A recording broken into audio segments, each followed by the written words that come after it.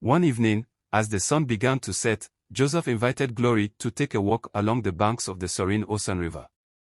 The golden light danced on the water's surface, creating a breathtaking backdrop as they strolled side by side.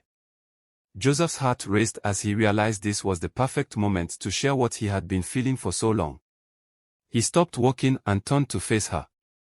"Glory," he began, his voice steady despite the storm of emotions within him, "I've been meaning to tell you something."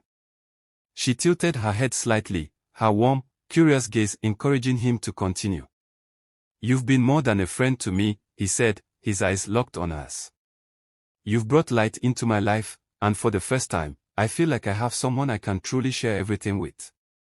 "Glory," he began, his voice soft, "I don't know how to say this, but you've changed my life in ways I never thought possible. I don't know where I'd be without you. You've been there for me, supported me, and believed in me even when I didn't believe in myself." Glory listened quietly, her gaze never leaving his. She had a gentle smile on her face, and Joseph felt his heart race as he continued. I don't want to just be friends, Glory. I love you, and I want to be with you." For a moment, there was silence as she processed his words. Then, to his relief, Glory reached for his hand and squeezed it gently. "I love you too, Joseph," she replied softly. "I've been waiting for you to say that." Joseph's heart soared. He felt like all the loneliness he'd ever felt was finally fading, replaced by a warmth he hadn't known he needed. They walked together in silence, hand in hand, both feeling as if they had found exactly what they'd been searching for. Their relationship blossomed, and before long, they were making plans for a future together. Glory continued to help Joseph with his business, bringing fresh ideas and a new perspective that kept things exciting and innovative. With her by his side, Joseph felt invincible. The business grew even faster, catching the attention of more influential figures in Abuja and beyond. But life, as always, had its own plans. One afternoon, Joseph was at home in Abuja, going over some business documents. The quiet of the day was soothing, but as he walked, the doorbell rang, breaking his concentration. He wasn't expecting anyone, which made him curious. Who could it be? When he opened the door, he was met with an unexpected sight, an older woman, her face lined with deep wrinkles, her clothes worn and faded. She appeared fragile and tired, and her hands trembled slightly as she clutched a small bag to her chest. There was something unsettlingly familiar in her gaze, something that tugged at the corners of his memory, but it took a moment for it to register. Joseph didn't immediately recognize her, but the moment she spoke, everything clicked. "Joseph, my son," she said, her voice soft, almost fragile. His heart stopped. The word "son" echoed in his mind, a punch to the gut that left him breathless. This woman, his mother. After all these years. He took a step back, shock and disbelief swelling in his chest. Could this really be her? The woman who had left him as a child, who had disappeared from his life without a trace. As memories from his childhood began to flood back, his time on the streets, the hunger, the cold nights, and the endless yearning for something to call his own, he felt a wave of anger rise in him. How could she show up now, after all the pain, all the years of struggle, all the hardships he had endured without her? He had worked so hard to build a life for himself, to escape the past, and now it felt like she was trying to tear it all apart. "What do you want?" Joseph asked, his voice cold, distant, and hard, the words cutting through the air like shards of ice. Mama Divine's face fell, and she lowered her gaze to the ground. Her shoulders slumped as if carrying the weight of all the years she had missed, the years she had lost with him. "I know I don't deserve your forgiveness, Joseph. I was young, foolish, and I didn't know how to be a mother. I made mistakes. I left you because I thought you'd be better off. But I was wrong. I've regretted it every day since." Her words stirred something deep inside him, but his anger was stronger. How could he forgive her after everything she had put him through? How could she just show up like this, pretending everything could be made right? He wanted to slam the door, to never see her again, to keep the life he had worked so hard for without her presence haunting him. But the words stuck in his throat. Despite the pain and betrayal, a small part of him still longed for the connection he had been deprived of as a child, a connection that, in some twisted way, he had always hoped for. Just as Joseph was about to send Mama Divine away, Glory entered the room. She looked at the woman kneeling at the door and then at Joseph, her face filled with confusion. The sight of Mama Divine, tired, fragile, and almost broken, struck her, and she immediately knew something was wrong. "Who is this?" Glory asked softly, her voice carrying the weight of concern. Joseph's heart skipped a beat. Panic rose within him. He didn't want Glory to see this part of his life, this painful and messy history he had been trying to bury for so long. Without thinking, without fully grasping the consequences, he quickly said, She's my maid." Mama Divine's eyes widened in shock at his words, but she remained silent. Her trembling hands clutched the small bag in her lap as she lowered her head. She knew that Joseph was trying to shield Glory from the truth, trying to protect her from the shame that still haunted him. But in doing so, he was denying her, denying the bond they once had, the memories of a mother and child that had been lost. Glory was taken aback, but she didn't press the issue. She trusted Joseph. If he said the woman was just a maid, then it must be true. But the unease lingered in her. There was something about the situation that didn't sit right with her. The way Joseph's voice had trembled, the way his eyes avoided hers, it wasn't like him. She felt the tension in the air, thick and suffocating, and she could see the hardness in his expression. Joseph allowed Mama Divine to stay, but he did so with clear intentions. He wanted her to feel the sting of rejection, the pain he had carried for so long. He assigned her tasks around the house, cleaning, cooking, doing all the work that no one else wanted to do. Every morning, Mama Divine would wake up early, silently preparing breakfast, tidying the house, and performing the endless tasks Joseph assigned her. She never complained. She simply did as she was told, accepting her role with a quiet resignation. Her eyes, though, held a deep sadness, as if she believed this treatment was her due. She had abandoned her son all those years ago, and now she was being punished for it. Joseph's resentment grew with each passing day. Every time he saw Mama Divine, his anger simmered just beneath the surface. He couldn't shake the memories of his childhood, the nights spent alone on the cold streets, the hunger, the loneliness. He couldn't forget the feeling of abandonment, of being left behind by the woman who should have been there for him. And now, seeing her in his home, he wanted her to feel the emptiness he had lived with for so many years. He wanted her to understand the depth of his heart. But Glory was not blind to Joseph's behavior. She noticed how he treated Mama Divine. She could see the harshness in his words and actions, the way he gave Mama Divine the dirtiest jobs, the way he seemed to enjoy the power he held over her. It disturbed her. Joseph had always been kind to her, understanding and patient. But with Mama Divine, there was nothing but coldness. Glory knew that Joseph had been through a lot, but this wasn't the man she had fallen in love with. One day, Glory decided she couldn't stay silent any longer. She found Joseph in his office, sitting at his desk, deep in thought. He looked up when she entered, but there was something about him, something distant. It was like he wasn't really there, his mind somewhere else. "Joseph," Glory said softly, her voice full of concern as she stepped closer to him.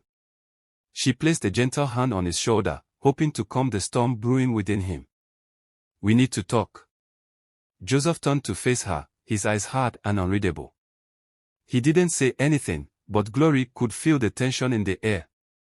"I don't understand why you're so harsh with her," Glory said quietly. "I know there's a lot of pain inside you, but she's an old woman now. Every time you shout at her or make her work beyond her strength, it feels wrong." Joseph's jaw tightened, and for a moment, he turned away from her, unable to look her in the eyes. He knew what she was saying was true, but the anger that had been festering inside him for so long was not so easily released. It had become a part of him, something he couldn't just cast aside. Letting go of his bitterness felt like letting go of a piece of himself. "She doesn't deserve my kindness, Glory," Joseph replied, his voice low and strained, thick with emotion. "She left me when I was just a child. I was alone all those years. She was supposed to be my mother, but she abandoned me. I had no one. And now she wants to show up like nothing happened. Glory nodded, her heart aching for him. She couldn't imagine the pain he had endured, the years of loneliness and loss. But she also saw the toll that this anger was taking on him. It was poisoning him, turning him into someone he wasn't, a man consumed by bitterness and resentment. I understand that you're angry, Glory said gently, her voice filled with empathy. But this isn't you. You've worked so hard to build a good life for yourself. You fought to find happiness, and now, you're letting this bitterness eat away at you. You don't have to forgive her all at once, Joseph. But maybe there's a middle ground. Maybe there's a way to heal. Joseph's expression softened, but the pain in his eyes remained. He didn't know how to let go of the hurt, how to forgive a woman who had abandoned him. It felt like betraying the little boy he had once been, the boy who had fought to survive without a mother. But at the same time, a part of him longed for peace. He wanted to let go of the anger. He just didn't know how. Glory sat beside him, her hand resting on his. She didn't say anything more, but her presence was enough. She knew it wouldn't be easy for Joseph, that healing wouldn't come overnight. But she was there for him, ready to support him as he took the first steps toward forgiveness, even if it took time. Joseph listened, his heart heavy with conflicting emotions. Part of him desperately wanted to let go of the anger that had consumed him for so long, but another part of him clung to it fiercely. The bitterness he had carried for so many years felt like an integral part of him, and the thought of forgiving Mama Divine felt like it might somehow erase all the pain he had endured throughout his life. The anger, he thought, was what had kept him alive through the darkest times. Letting it go would mean losing that last bit of strength. That evening, as Joseph sat in the living room, still wrestling with his feelings, something happened that forced him to confront his emotions head-on. He had been silent for hours, lost in his thoughts, when he heard raised voices coming from the kitchen. Curiosity piqued, Joseph stood up and walked toward the source of the noise, unsure of what he would find.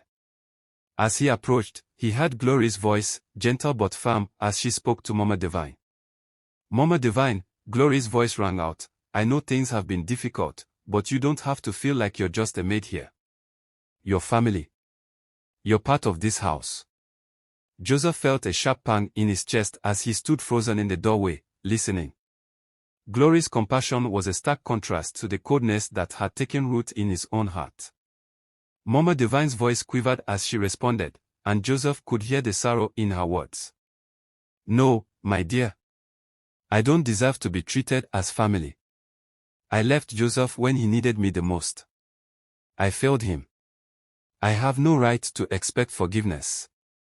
He has every right to hate me. Her words struck Joseph like a blow to the gut. For the first time, he saw the true depth of Mama Divine's regret, the weight of the guilt that she carried with her every day. She wasn't just an old woman trying to remain in his life out of a sense of obligation, she was a mother, deeply remorseful and desperate for a second chance.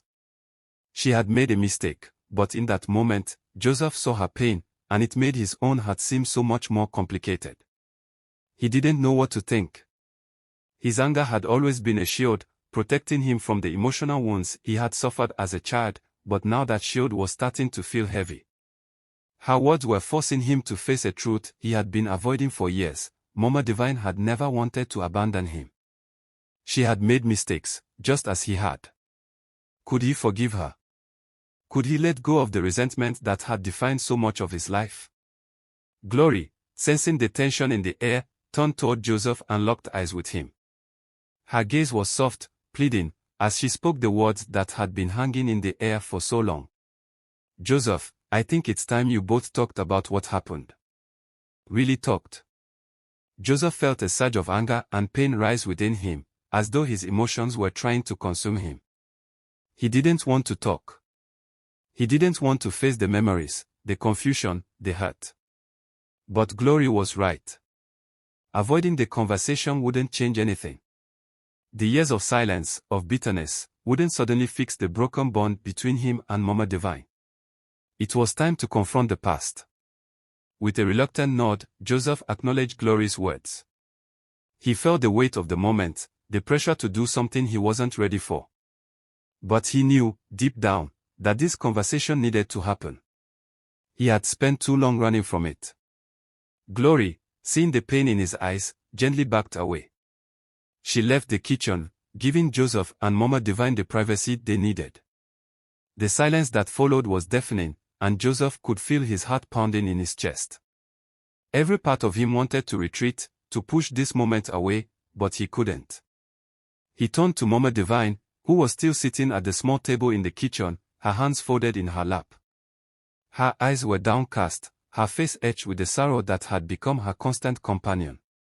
The years of regret and distance between them seemed insurmountable, but Joseph knew that if they were ever going to move forward, they had to face it together.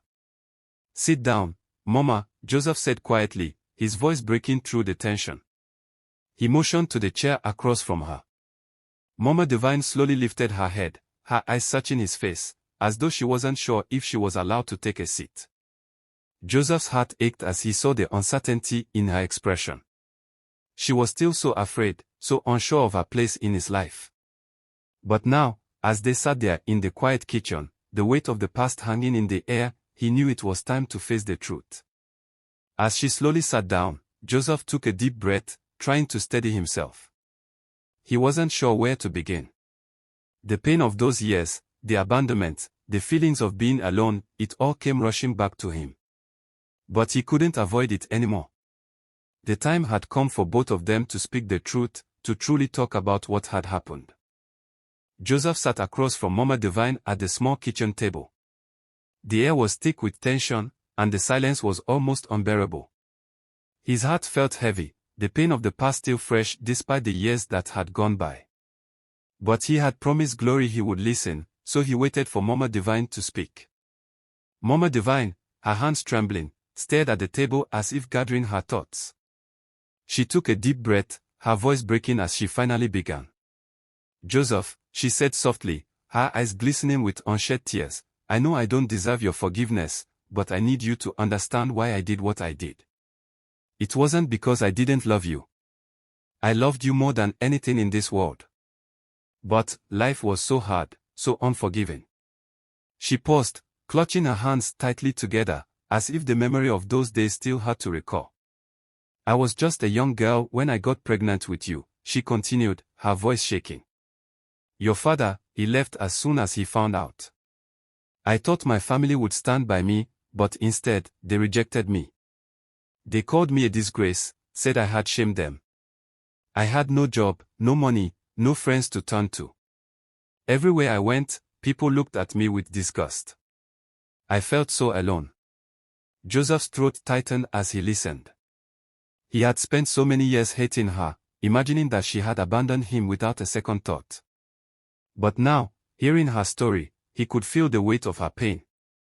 "I suffered so much to carry you," Mama Divine went on, her voice breaking with emotion. "I didn't have enough to eat, didn't have a safe place to sleep. When it came time to give birth, I was all alone. I remember crying out in pain, praying for someone to help me. When you were born, you were so small, so fragile. I loved you with all my heart, Joseph, but I was terrified. I didn't know how I was going to take care of you." She wiped her tears with the edge of her wrapper, her body shaking as she sobbed. "I tried," she whispered. "I tried to keep you, to raise you. But I had nothing. No money, no home, no hope. I thought leaving you in that orphanage was the best thing I could do for you. I thought maybe you'd find a better life there, a life I couldn't give you.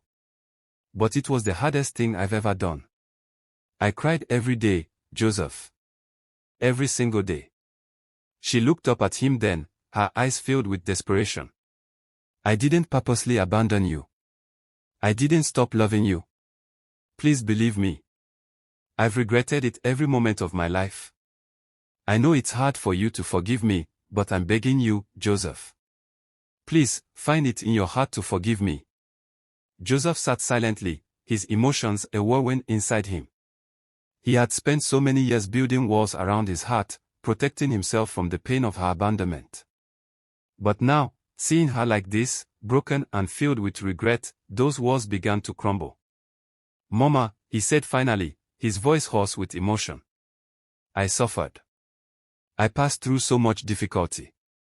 There were nights I went to bed hungry, nights I cried myself to sleep. I felt so alone, so unloved. But today, I thank God. I thank Him for helping me survive, for giving me the strength to build a life for myself." He paused, looking into her tear-streaked face. Then, slowly, he reached out and wiped away her tears with his hand. "Mama," he said softly, "because of God, I forgive you. I forgive you for everything." Mama Divine let out a choked sob as Joseph stood and pulled her into his arms. She cried against his chest, her body trembling as years of guilt and regret poured out of her. Joseph held her tightly, his own tears falling freely. In that moment, the pain of the past began to fade, replaced by a sense of healing and hope. A few months later, Joseph and Glory stood hand in hand, smiling at each other as they exchanged their vows. Their wedding was a small, intimate affair, but it was filled with love and joy. Mama Divine sat in the front row, tears streaming down her face as she watched her son begin a new chapter of his life. For the first time in years, she felt a sense of peace. After their wedding, Joseph and Glory began their life together, determined to build a future filled with happiness. Joseph worked hard to let go of the pain of the past, focusing instead on the blessings he had. One evening, Joseph, Glory, and Mama Divine sat together at the dining table. The aroma of Glory's delicious cooking filled the air as they shared a meal. Laughter echoed through the room as they told stories, their voices filled with warmth and joy. Joseph looked around the table, his heart swelling with gratitude. He had lost so much, but he had also gained so much more. He had a wife who loved him, a mother who was trying her best to make amends, and a future that was bright with promise. As they laughed and shared stories, Joseph realized that the pain of the past no longer held power over him. He had found forgiveness, love, and a sense of belonging. Dear viewers, if you were in Joseph's shoes, would you forgive the woman who left you?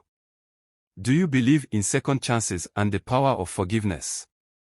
Let me know in the comments below. Thank you for watching. If you enjoyed this story, please like, share, and subscribe to my channel for more inspiring stories.